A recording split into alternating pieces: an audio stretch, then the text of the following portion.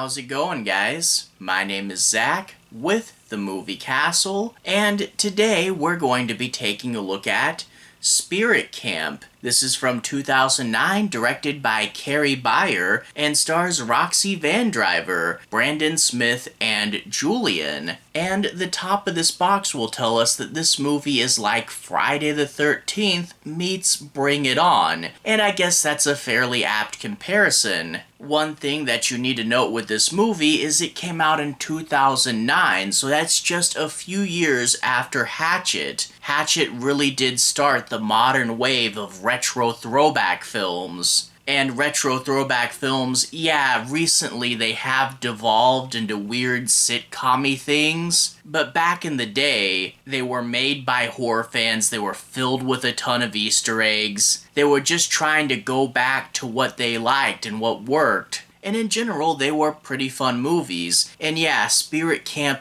definitely borrows a lot from Friday the 13th, several other horror films as well, and I mean notably the lake that the camp is on is Lake Loomis, starting off with a pretty on-the-nose Halloween reference. And that's really the kind of film you're getting into. Now, I do want to say this is a pretty low-budget affair, so don't expect the world from it, and it's not the best example of a retro throwback movie. I kept, while I was watching this, going, I wish there was a little bit more to sink my teeth into. I wish the characters and the humor was just a little bit better, or maybe the lore behind the campsite was a little bit better, or maybe the gore and the practical effects could have been better. This movie in general is fine, it does its job well enough, and if you're a horror fan, in particular a Friday the 13th fan, you'll probably really like this one, but don't expect the world from it. It was one that was pretty good and pretty fun, but sadly stayed a little bit too shallow, and I feel like if there was just one area of this film that they really knocked it out of the park, then I could have got into it a lot better. As it stands now, Spirit Camp is a pretty fun movie, and I can recommend it to the right crowd. If you are into the retro throwback wave of films that Hatchet would go on to inspire, then this is a fun enough little example of that, and I had a good time watching it. But all that being said, let's talk a bit about this in some more specifics. I'm going to be avoiding the end, so no major spoilers. But I do want to break down and analyze a few plot points and say my piece on a few elements of this movie. So I'll try not to ruin the end, but without further ado, let's take a bit of a deeper dive. We open up getting to meet our cheerleaders. They're going to the titular Spirit Camp. You have the leader who's the stereotypical high school mean girl. You have one girl that's totally obsessed with her boyfriend. You have a third one that's all about teamwork. And you'll have an overweight one who the mean girl will of course make jokes about. But all those characters aside, our main girl is a bit of an outcast. We're not told her backstory right away, but we can tell someone somewhere along the line has wronged her, and we know that she recently got out of juvenile corrections. They made her take an extracurricular activity in order to keep her out of trouble, and that's why we have an antisocial lead joining the cheer squad. She's tough and clearly final girl material. On their way to camp, we'll meet the rest of the characters. The owner of the camp, Miss Haddonfield, again another on-the-nose Easter egg. There's two camp counselors, older cheerleaders, a guy and a girl. And then we have things like a nearby gas station, and there's the old man that's kinda creepy, and the young man who all the girls like. We'll get a redneck sheriff, and we'll get a handyman that all the girls are scared of. But of course, we're watching a slasher movie, so after they get settled in for the first night, a mysterious killer is going to walk into the camp and start picking them off one by one. We do have a little bit of a mystery. You see, there was this prologue section where we got to see two cheerleaders get picked off way in the past, and they caught that guy and they put him in the prison that just so happens to be not terribly far from the cheerleading camp. And wouldn't you know it, right as the movie's starting, they get word that he's escaped. But he's probably on the run. Better not to shut down the camp. We also hear that Mrs. Haddonfield's daughter may have been one of the cheerleaders killed all the way in the past, and there's a few other characters that may or may not be the killer. Personally though,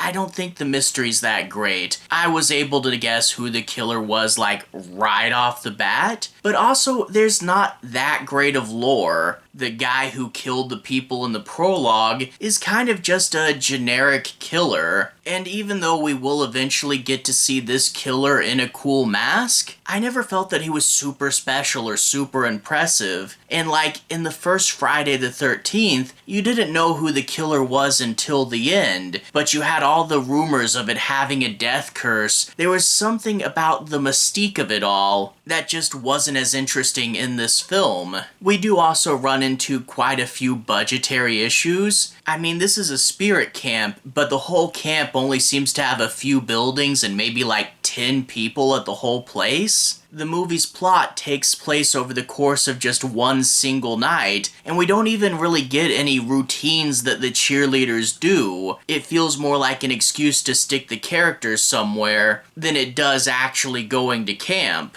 But probably one of the sadder parts of the budgetary issues is it does really hamper the gore effects. Sadly, a lot of the kills in this movie, you cut to something like the knife being up in the air, and then we go immediately to the aftermath. I really wish this had slightly better gore effects. That really could have been something memorable. And I will say, when you have the killer there, even though the killer isn't the best and even though the kills aren't the best, they do take the effort to make them fairly decent sequences. As I said, this isn't the best slasher movie in the world, but it's definitely an okay one. But I guess the biggest thing people will talk about is the characters and the humor. And the humor is pretty constant and non-stop, and a lot of it is just mean girl high school humor, which admittedly I'm not the hugest fan of. However, I will say I didn't find it super grating or anything, and a large part of that is because our main character is an outsider to it. So I think her resistance to it all really did help an audience perspective who may not be super on board with this. And I did like our main character. I liked that she had a secret history. I liked that she was tougher. She was a pretty cool character. Sadly, the rest of the cheerleaders do kind of blend together. And like, there's the one that's totally into it, like the team player character. I really wish she had popped out a little more. You think having an opposing viewpoint to the mean girl party girl, they would butt heads more often. And I just really wish that even though each one does have their own distinct personality, I wish they popped more. I wish they were unique, and I really wish we did a lot more character work in this movie, because as it stands, it's a lot of mean girl humor and a lot of jokes about them being boy obsessed. Like I said, it's fine enough for what it is. I just wish the characters popped more. So overall, Spirit Camp is a fun little slasher B-side. It definitely is in the wave of the post-Hatchet retro throwback slashers, and it's a fun little homage to Friday the 13th. I just wish that this kicked a little bit harder. I wish the gore was better, I wish the characters and humor were better, and I do wish the lore and the horror were better. I wish the killer was more scary, and I wish it was more interesting to guess who he was. And I feel like if we pushed any one of those, or better yet all, if we just pushed this movie a little bit harder, it could have been really, really great. As it stands though, it's pretty fun and I did like it. It's just not the biggest, best movie ever, but still cool for what it is. If that sounds interesting to you, I can definitely recommend it. Again, don't expect the world from it. It is a low-budget slasher movie. But yeah, check it out if it sounds interesting to you. Anyway, to everyone who's watched so far, thank you for watching. To everyone who's liked and subscribed, thank you. You really are helping the channel out. I'll leave a relevant playlist on the bottom. This should be my slasher movies playlist. If you guys want to see me talk about more movies kind of like this, feel free to click right there and see more. Anyway, have a good day. I'll see you guys again very, very soon. Playlist here. Have a good day now.